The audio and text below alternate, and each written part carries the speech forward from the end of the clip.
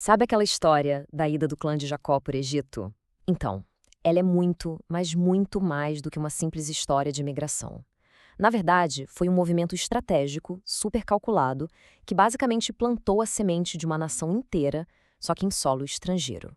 Vamos entender como isso funcionou. A grande questão é essa, né? Como é que uma família, um clã, se transforma numa nação? Bom, essa história fundamental que a gente vai explorar agora dá uma resposta. E é uma resposta estratégica fascinante. Como é que um grupinho de parentes vira um povo inteiro? E a resposta, de acordo com essa narrativa, está toda numa jogada muito bem pensada: a migração para o Egito. Pensa bem, não foi uma fuga desesperada. Foi um plano. Um plano para usar o império mais poderoso da época como, digamos, um ambiente de crescimento controlado. Então, a história começa com o clã de Jacó numa verdadeira encruzilhada, um momento super crítico. Eles estão de partida, sabe? E essa viagem, nossa, ela tinha toda a cara de um abandono. Parecia que eles estavam abrindo mão de tudo o que foi prometido, dando um passo direto para o desconhecido. E aí Jacó para em Berseba. E olha, esse lugar não é um ponto qualquer no mapa, de jeito nenhum. Ali era a fronteira sul da Terra Prometida. Um lugar cheio, mas cheio de história dos seus antepassados. E mais importante, geograficamente, era o ponto de não retorno, a última parada antes de encarar o deserto. É exatamente ali, nesse momento de pura dúvida, que uma visão divina aparece e muda tudo. Redefine a missão por completo. Essa visão vai direto num ponto nevrálgico, num medo muito antigo que a família tinha do Egito. Historicamente, para eles, o Egito era um lugar perigoso. Essa confirmação divina é, uau, fundamental. Ela vira o jogo. O Egito, que era visto como uma armadilha, um lugar de perigo, de repente se transforma num espaço que tem o aval divino para eles crescerem. Aquele medo de largar a herança para trás, ele some e no lugar entra uma nova promessa. E a promessa é super clara: o clã vai se tornar uma grande nação, mas dentro do Egito. Isso reformula tudo. O Egito deixa de ser um lugar de exílio e passa a ser visto como uma espécie de incubadora protetora, um lugar seguro para a identidade daquele povo florescer.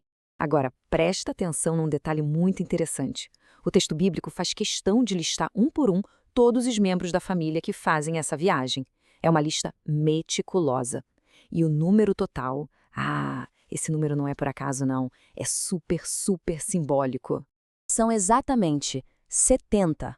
70 descendentes diretos de Jacó que vão para o Egito. 70. Pode parecer um número qualquer, né?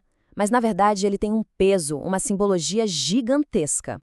E aqui que a coisa fica fascinante. No livro de Gênesis, o número de nações que, segundo a narrativa, povoam o mundo inteiro é 70. Então, quando o texto diz que 70 descendentes de Jacó entraram no Egito, a mensagem é poderosa. É como se dissesse, olha, essa família aqui é um microcosmo da humanidade. É uma nação inteira, em miniatura, prontinha para nascer. Ok, eles chegam no Egito. E aí, José, aquele filho de Jacó que virou um cara super poderoso por lá, tipo um primeiro-ministro, revela o plano dele. E que plano! É uma estratégia brilhante, mas totalmente contraintuitiva. O sucesso do plano dependia, acredite, de eles serem mal vistos. Como assim? A estratégia toda de José era basicamente usar um preconceito cultural fortíssimo que os egípcios tinham e transformar isso numa arma. O pulo do gato era pegar o desprezo dos egípcios e usar a favor da própria família. Genial, né? E qual era esse preconceito? Bem, o ponto central era que, para os egípcios, todo pastor de ovelhas é uma abominação. Era algo que eles detestavam. E isso não era à toa. Tinha raízes culturais, religiosas, até políticas. Os egípcios eram um povo de agricultores fixos na terra. Eles viam os pastores, que eram nômades, como gente impura e instável. Então, a sacada é essa. Ao invés de esconder, José manda a família assumir com todas as letras essa profissão abominável. E ao fazer isso, ao abraçar esse rótulo negativo, eles garantiam uma coisa: o isolamento. Eles conseguiriam um território só para eles, bem longe do centro de poder do Egito. A ordem foi clara: falem exatamente o que vocês são para que eles nos separem.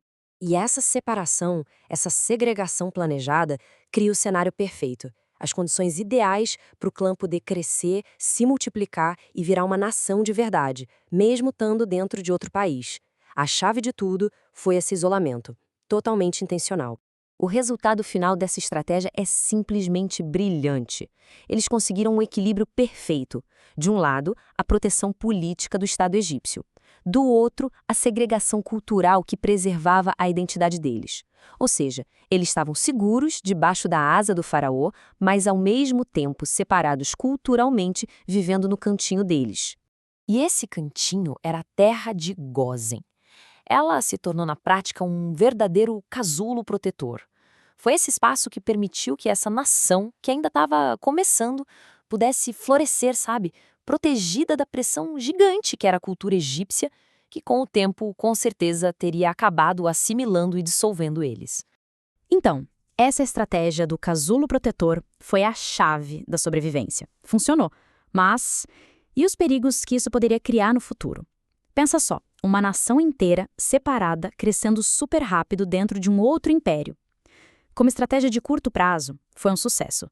Mas ao mesmo tempo ela plantou a semente do grande conflito que estava por vir.